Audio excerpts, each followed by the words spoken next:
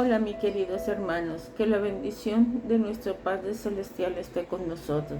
Nuestro Padre Celestial me ha inquietado en mi corazón para que hiciera una página donde pudiéramos hablar de cada libro de la Biblia y hacer un estudio de estos libros. Duraremos bastante tiempo realizándolo, pero si quieres conocer más sobre la Biblia, te invito a que nos sigas y que aprendas de una forma clara, sin exagerar y sin mentiras, todo lo que la Biblia nos dice y todo lo que la Biblia nos cuenta. Hoy vamos a hablar de Génesis capítulo 1 y 2, la creación del mundo. Génesis es el libro de los orígenes. Se dice que es el semillero de la Biblia. En él se encuentra en forma embrionaria todos los grandes temas de la Biblia. Habla del origen del hombre, el universo, el pecado, el castigo y el plan de Dios para el hombre. Y también Dios bendice a todas las naciones por medio de una simiente, la simiente de Abraham, representada en nuestro Padre, en su simiente, que es Jesús de Nazaret. Génesis forma parte de los conjuntos de los 5 libros conocidos como el Pentateuco. Tanto la escritura como las tradiciones judías atribuyen a Moisés la paternidad literaria del Pentateuco. Por ejemplo, vea Éxodo 17:4, 24:4, 34:7, número 33:1 y 2 y Deuteronomio 31:9. ¿Cuál es el propósito del tema de Génesis? El propósito es doble: revelar a Dios como eterno, como creador del universo, y demostrar su soberanía y gracia, y seleccionar a Israel como su pueblo escogido. Tienes que tener algo muy en cuenta. Génesis es un libro sencillo, escrito por una persona muy estudiosa, Moisés, que estudió en las mejores universidades de Egipto y posteriormente tuvo 40 años en el desierto observando, estudiando la naturaleza, la geografía de todo lo y las estrellas y todo lo concerniente a la geografía del Sinaí. Acuérdate que Moisés era un gran líder y Moisés conocía muy bien la geografía del Génesis, conocía muy bien Egipto y conocía también la historia de Israel. La estructura de Génesis, podemos decir que Génesis habla primero de la creación del 1 al 2:3, la generación de los cielos y la tierra, 2:4 al 4:26, las generaciones de Adán, 5:1 al 6:8, las generaciones de Noé, 6:9 al 9:29, las generaciones de Sem, Cam y Jefret, las generaciones de Sem, 11 del 10 al 26, las generaciones de Taré, 11 del 27 al 25:11, la generación de Ismael, 25:11 al 18, la generación de Isaac, 25:19 al 35:29, la generación de Saúl, padre de los edomitas, del 36:9 al 37:1, y la generación de Jacob, del 37:2 al 50:26. El primer versículo de Génesis 1 y 2 dice: establece una forma definitiva que el mundo no comenzó por sí mismo, Dios lo creó. La frase con que se inicia el relato no se refiere a la eternidad, sino al principio del mundo, como se describe en este capítulo. La evolución no es la evolución, sino la mano creadora de Dios. La palabra hebrea Elohim, que se usa en este versículo, es un término genérico, significa el fuerte o deidad suprema. En su estructura encierra la pluralidad en la unidad.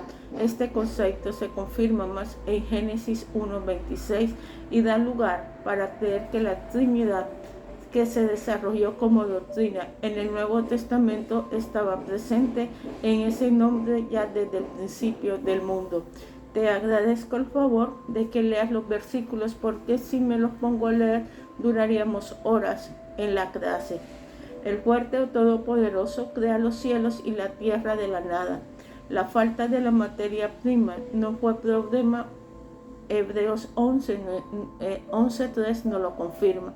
Génesis 1:2 indica que la creación mencionada en el primer versículo estaba incompleta. La primera cláusula introduce dos adjetivos para describir la condición de la tierra y hace caso omiso de los cielos. Los adjetivos que se utilizan son desordenada y vacía. Al principio implica sin forma y el segundo sin habitación. La última parte del versículo presenta dos diferencias más. Había tinieblas sobre todo lo creado hasta ese momento, y lo que había debajo de la tiniebla era abismo. Todo el lenguaje de este texto describe una turbulencia de aguas sobre las cuales el Espíritu de Dios se movía, protegido y participando de la obra de la creación. Aunque no es el propósito de Génesis definir la doctrina de la Trinidad, es interesante observar la participación de los tres miembros de la creación en ella. Otro pasaje bíblico aclara bien esta premisa. Basta mencionar el Salmo 139 para ilustrar el papel del que el Padre tuvo en la creación, Job 26:13 y Salmo 104:30 mencionan la participación del Espíritu Santo en el proceso. Otros pasajes enfocan a nuestro Señor Jesucristo como el creador de todo lo que existe, Juan 1:3 y Colosenses 1:16. Si nos indica la gran tarea que estaba por delante, era necesario quitar las tinieblas, calmar las aguas, dar forma a la tierra y poblar las tierras. Los días de la creación lo puedes ver en Génesis 1:3 al 2:3. Génesis 1:3 al 2:3, Dios ahuyenta las tinieblas, arregla las aguas, pone todas las demás cosas en orden y crea habitantes para probar la tierra. Una clave para entender el orden de los eventos de los días de la creación es considerar que el Señor está alistando la tierra para el uso del hombre, quien es la cumbre de la creación. La huida de las tinieblas, Génesis 1 del 3 al 5. El primer día, Dios creó la luz para eliminar las tinieblas que cubrían la faz de la tierra. La luz apareció solo porque Él ordenó: sea la luz, y la luz fue. El Salmo 33 da testimonio elocuente del poder creador de la divinidad. Encontramos en el versículo 9 las siguientes palabras: porque Él dijo y fue hecho, Él mandó y existió. Algunos aseveran que era imposible tener luz en el primer día desde la creación, porque el sol no fue creado sino hasta el cuarto día, pero es lógico pensar que aquel que es la luz puede alumbrar el mundo entero sin otra fuente lumínica. Dios calificó de bueno a la luz que había creado y separó la luz de las tinieblas. También le puso nombre, llamó a la luz día y a las tinieblas las llamó noche. La luz y las tinieblas se usan en la Biblia como símbolo, mi querido hermano, del bien y del mal. Debemos andar en luz para mantener nuestra comunión con Dios. Primera de Juan 1:7.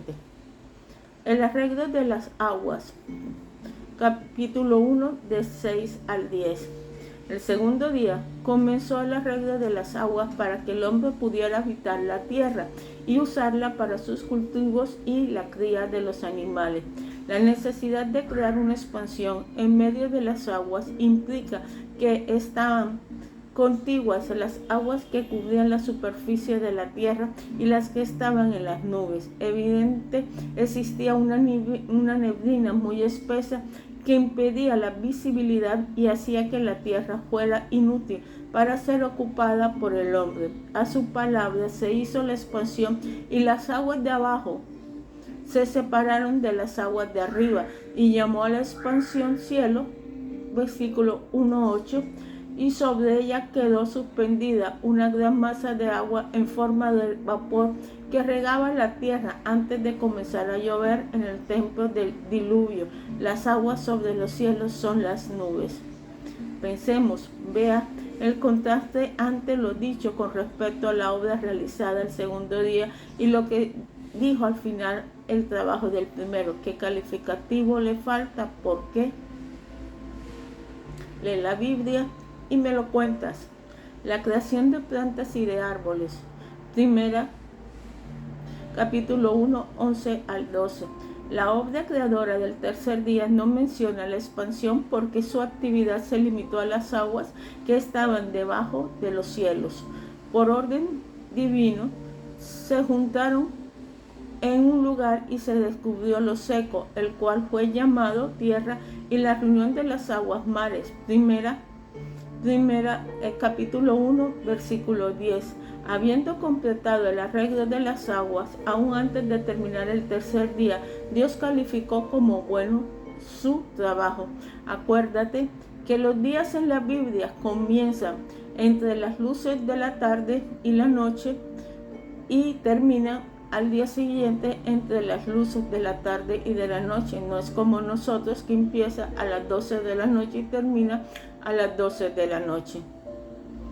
Ya con un espacio seco y listo, Dios procedió a colocar las plantas y los árboles en la tierra para el uso del hombre. Las plantas deberían producir hierba que dieran semillas y los árboles frutos cuyas semillas están en él. Capítulo 1 del 11 al 12.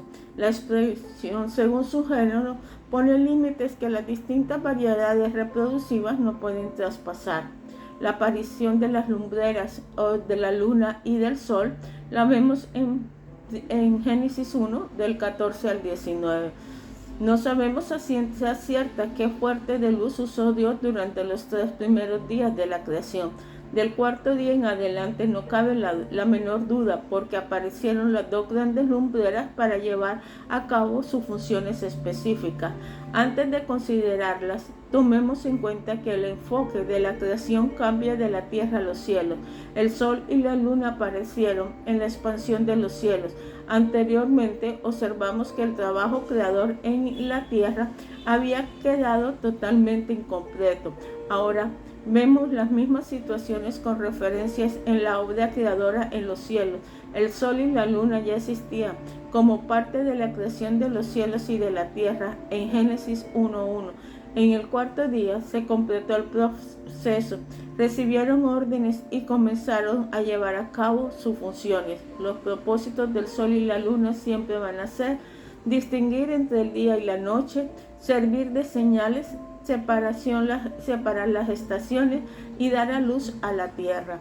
Conviene notar que la frase "y fue la tarde y la mañana del cuarto día" es igual a lo que se había dicho al finalizar el trabajo de cada día de la creación.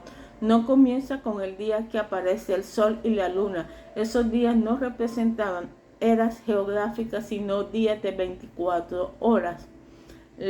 Los días de la creación tienen 24 horas. En el Antiguo Testamento la palabra día usa con un adjetivo numeral. Siempre se va a significar un día solar. Aves y criaturas marinas. Capítulo 1, versículos 20 al 23, mis queridos. En el quinto día de la creación, Dios comenzó el proceso de probar la tierra y el mar. En resumen, podemos decir que aparecieron por orden divina las aves y las criaturas marinas. Observemos que Dios había preparado con anterioridad la expansión para el vuelo de las aves y los mares para los seres del mar. Después le ordenó fructificarse y multiplicarse y llenar sus respectivas hábitats. El día cumple de la creación lo vemos en el capítulo 1 del 24 al 31. Al inicio del sexto día, Dios hizo 3 clases de animales terrestres: ganado, reptiles y bestias, cada cual fue hecho según su género. Esta ley fijada en el principio de la creación sigue en vigor. Hay límites marcados que impiden que las diferentes especies se entremezclen en la reproducción. El hombre tiene un lugar creado, un lugar único, ya que fue creado a la imagen de Dios. Antes de que el hombre fuera creado, se llevó a cabo una sesión cumbre. El Señor nos dice: hagamos al hombre a nuestra imagen y semejanza, conforme a nuestra semejanza. En esa consulta participaron los tres miembros de la Trinidad, como ya hemos observado. Cada uno jugó un papel muy importante en la creación. Era lógico que consultaran entre sí y de compartir su imagen con una criatura. Capítulo 1, 27 al 28. Esa semejanza no es física porque Dios no tiene forma física. Sin duda se refiere a los aspectos distintivos del hombre, su intelecto, su vida, su personalidad, sus emociones y capacidad de comunicarse espiritualmente con Dios. Cuando el hombre pecó, perdió su condición santa, pero aún tiene su intelecto, emociones y voluntad. Génesis 9:6, Santiago 3:9. El mandato en primera capítulo 1, 28, de fructificar, multiplicarse, llenar la tierra, vino antes de la caída del hombre. Otra evidencia de la posición de privilegio del hombre es que Dios le dio el dominio sobre toda la creación. Primera, capítulo 1, 28 al 30, capítulo 2, 19. Es más, le ordenó subjugarla y señorear en los peces del mar, en las aves de los cielos y en todas las bestias que se mueven sobre la tierra. Asimismo, le dio el derecho de comer de todas las plantas, porque no le permitió consumir carne sino hasta después del diluvio. Capítulo 9, versículo 3. El Creador terminó su obra mencionando el mismo calificativo que había aplicado una de las anteriores, pero ahora es evidente que tenía en mente el trabajo en su totalidad. Y Dios vio todo lo que había hecho, y aquí que todo lo que nuestro Padre Celestial hizo era bueno en gran manera. ¿Qué calificativo le puedes poner tú a la creación? A contemplarla, ¿qué emociones surgen en tu alma? En palabras concisas y a grandes rasgos, procura recordar lo que fue creado cada día. El séptimo día, capítulo 2. El séptimo día de reposo de toda la obra que hizo. No es que estuviera cansado, porque el Todopoderoso no se cansa. Hay buenas evidencias en otros pasajes bíblicos que Él quiso dar ejemplo a los seres humanos. Génesis 2:4 se introduce otro nombre para el Señor. Se introduce el nombre de Jehová, que es un nombre importante en el Antiguo Testamento. Significa el autoexistente y el Redentor de Israel. Éxodo 3:14 y 6:6.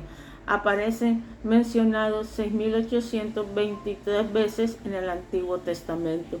Después de crear el nombre del polvo de la tierra, Dios le puso en un huerto que había plantado en el Edén. Capítulo 2:8. Estaba ubicado probablemente en lo que hoy conocemos como Irak. Llegamos a esta conclusión por dos de los cuatro ríos mencionados que se localizan en este territorio. Son los bien conocidos, el río Tigre o Hiddekel y el Éufrates 2:14. El hombre recibió privilegios casi limitados en cuanto a comer de los árboles del fruto, salvo de una restricción del árbol de la ciencia y del mal. Se le advirtió: el día que lo comieres ciertamente morirás. Pensemos qué lecciones prácticas se aprenden del hecho de que Dios reposó de su obra. Según Génesis 2:15, el trabajo se inició antes de la caída del pecado. ¿Qué dice esto en cuanto al valor del trabajo? El primer matrimonio que hubo en el mundo, te invitamos a la boda. Capítulo 2, 18 al 25. Tomando en cuenta la soledad del hombre, Dios lo adormeció, sacó una costilla de su costado y de ella hizo la mujer como su ayuda idónea. Los puntos más sobresalientes de este matrimonio modelo, podemos decir, son los siguientes. Primero, fue iniciado por Dios. 2:18, una relación heterosexual. 2:22, una relación monógama. 2:21-22, la mujer fue formada del costado del hombre, no de sus pies. 2:21-22, una relación interdependiente. 2:18-23, una relación permanente. 2:24a y b, una relación íntima. 2:24c. ¿Qué significado hace para acercarnos más a este modelo? ¿Qué puedes hacer tú para acercarte más a este modelo? ¿Qué significado observas en la palabra? Por lo tanto, dejará el hombre a su padre y a su madre. Vamos a orar. Por hoy te dejo aquí para que seas tú en este momento tomando el control de todo, para que seas tú estudiando, repasando y mirando todo lo que Dios hizo por cada uno de nosotros. Vamos a orar. Padre Celestial, te damos gracias porque creaste el cielo y la tierra. Señor, te damos gracias por el libro de Génesis y por cada persona, Padre Celestial, que lo pueda, oh Dios eterno, escuchar este pequeño mensaje. Yo te pido, Padre Celestial, que seas tú ayudándonos y que seas tú cada día dándonos más y más de ti, de tu amor y de tu presencia. Abre nuestro entendimiento, Señor, para que podamos estudiar bien la Biblia y para que más personas, Señor, también te pido se añadan a estos estudios. Que la gracia, la voluntad de Dios y el Todopoderoso esté con ustedes. Si te gustó esto, por favor déjanos los comentarios. Dios te bendiga. Acuérdate de dar clic en la campanita y suscribirte a nuestro canal. Amén y amén.